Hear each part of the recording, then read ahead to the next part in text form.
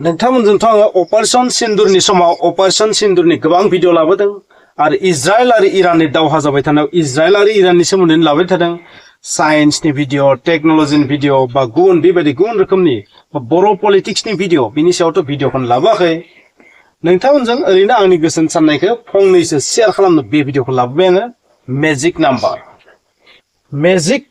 number स' BTC इलेक्शननि जि magic नाम्बारा बेसेबां जागोन 21 ना 21 जि मेजिक नाम्बार बे मेजिक नाम्बारखौ आं नुदों आंनि साननायखौ बुंदो दै मोनसे फिल फैदों आंनियाव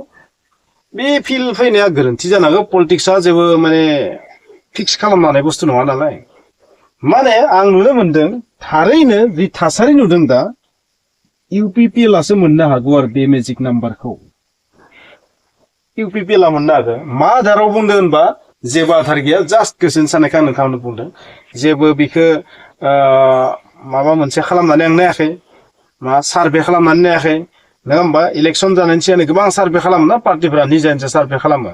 बिखौ मा खालामनाय होनना बुङो माबा मोनसे खालामनाय होनदोंमोन ना एसे बावलायलांबाय आङो बैखौ खालामनानै मोननाय नङा बियो जास्ट आंनि गोसोनि साननायजों नोंथांनो बुंदों बे बाराव बेनो जाफिनगोन आरोबाव दा थानाय जि सरकार बियो मोनसे मोननै खामानिखौ मावनाबो दिन्थिदों नालाय मैया दाखालि बावै मा एपइन्टमेन्ट रानदों बै एपइन्टमेन्ट राननायफोराबो गोबां मानसिनि गोसोआव मोनसे गुड बै गुड साननायखौ सोमजिदों निस्सय थारैनो गोबां थाखोनि मानसिफोरा बेबादि होनाय खामानिखौ मोजां मोनदों आरो बिनि बादैबो जुदि थाबैनो आरो मोनसे मोननै जुदि जोबोर इलेक्शननि खाथियाव जुदि मोजां खामानि मावनानै दिन्थिनो हायोबा बे आरोबाव मा जाबावगोन गोबां हेल्प जाबावगोन आरो जुदि गोबां एनडिएफबि बिथांमोननि जेंनाया जुदि इलेक्शननि सिगां जुदि गोबां फाइनाल कनक्लुजन स्टेजहालागै जुदि फैयोबा जोबथाराबाबो एकदम जोबथारनाय स्टेजहालागै जुदि फैयोबा बेहायबो UPPL नि प्लास पइन्ट जानो हागौ BJP UPPL ज' थाफिननो हागौ आं बेबायदि नांदों आरो आंनि गोसोनि साननाय बिथांमोना जयैनो थागोन आरो बेबायदि नांदों आरो बिथांमोना जेबो फाइनाल डिसिसन लायाखै दा बाथ्राया जाहैबाय BPF नि थासारिया मा जागोन BPF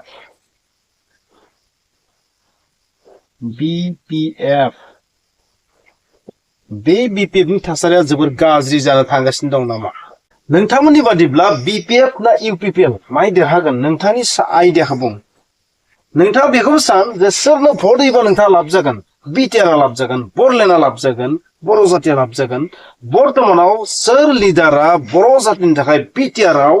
BTC आव खामानि मावनो हागोन हाग्रामा महिलारि ना प्रमद बर' नोंथाङा डाइरेक्ट सोंदों सोर बांसिन हागोन नोंथाङा बुंबानो जाबाय नोंथाङा सोंदों आंनिखौ जुदि सोङोबा आं एन्सारखौ होनाय नङा बिनि मानोना आं बे बाथ्राखौ बुंनानै नोंथांमोनजों एकदम गाज्रि मोनजानाय अबस्थायाव थांनो हाया आं जास्ट बुंदों आरो सोर P ना H नोंथांनो सोरखौ नांगौ प्रमद बर' नांगौ ना हाग्रामा महिलारि नांगौ UPPL नांगौ ना BPF नांगौ दाथ' मोननैबो पार्टिनि सुबुंफोरा बुंगोन बे बाराव BPF आनो देरहागोन UPPL आ बुंगोन UPPL आनो देरहागोन सोर सिप जागोनबा UPPL आ बुंगोन प्रमद बर'आनो जाथारगोन BPF आ बुंगोन हाग्रामा महिलारियानो जाथारगोन आरोबाव मा बाथ्रा ओंखारबाय थादों मोननैसो बाथ्राफोरा जाहैबाय मा BPF आ बे बाराव सरकार दागोना 100% रोखा UPPL निफ्रा बुंगोन BPF नि थासारिया जोबोर गाज्रि जाबाय BPF आ आरोबाव माब्लाबाबो सायाव गाखोनो हाखालिया BPF आ टोटली डेस्ट्रय जाबाय इंटरनली एक्सटर्नली सब डेस्ट्रय जाजोबखाबाय BPF होननाय पार्टी जेबो गैला जास्ट नामावल'सो जानानै दङ स' हाग्रामा महिलारिनि पार्टी BPF आ माब्लाबाबो आरोबाव बरलेण्डआव BTC आव BTR आव जि बुङो नोंथांमोना बेवहाय आरोबाव माब्लाबाबो पावाराव फैनो हालिया बे जाबाय UPPL नि बुंनाय स' BPF नि जि मेन जि आगदा आगसि गासैबो डेस्ट्रय जाजोबखाबाय बेनिखायनो BPF आ जेबो जानो हालिया BPF आ गोदान UPPL आ गोदान पार्टी नालाय बिसोरनाव माखासे BPF नि लिडारफ्राबो थांजोब्बाय नालाय बिसोरना मा एडभान्टेज जाना थाहैबाय UPPL आनो सरकार दानायनि एडभान्टेजआ बांसिन जानानै थाहैबाय बिखौ लानानै बिसोरो माने बुंगासिनो थादों आरो स' जियानो जाया मानो इलेक्सनथ' जानो थांगासिनो दङ स' बे भिडिअनि गेजेरजों नोंथांमोना मा बुंगोन आंथ' मिथिया नाथाय आंनि बादिबा मेजिक नाम्बाराथ' ओरै फैहां जानानै ओरैनो थांफिनगोन बायसा मोनबाय आरो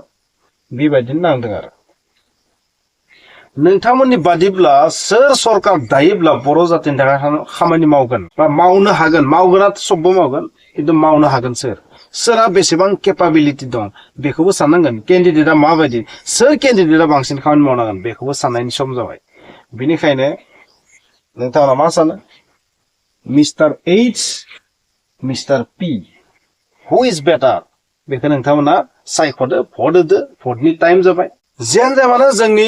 जि इलेक्शननि समाव मा जायो जोंनियाव मानसिफोरनाव गोबां बेबायदि बेले बेजे गोनो गोथो जायो सोरनो भट होगोन सोर देरहागोन सोर देरहायोब्ला जोंहा लाब जागोन बेफोरखौ गोबां सानदावलाय सानखालाय बेबायदि जायो आरो बेनिखायनो नोंथांमोना बाय शेयार खालामदों आंनि गोसोनि साननायखौ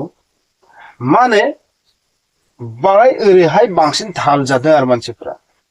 बेनिख्रुइ बेखौ एसे माने रिजेक्ट खालामलांबाय थादो माने बेखौ एसे रिजेक्ट खालामनायखौ आं नुदों आरो एकदम आं मेगन नुनायखौ बुंदों बा माने मानसिफोरनि साननाय हनाय बेखौ बुंदों आरो गोबां बिथिङाव UPPL प्रमद बर' बिथांखौ गाज्रि मोनोबाबो बिनि खायसे खामानि मावनायनि स्टाइला माने बिथां हाग्रामा सारनिख्रुइ एसे डिफारेन्ट स्टाइलनि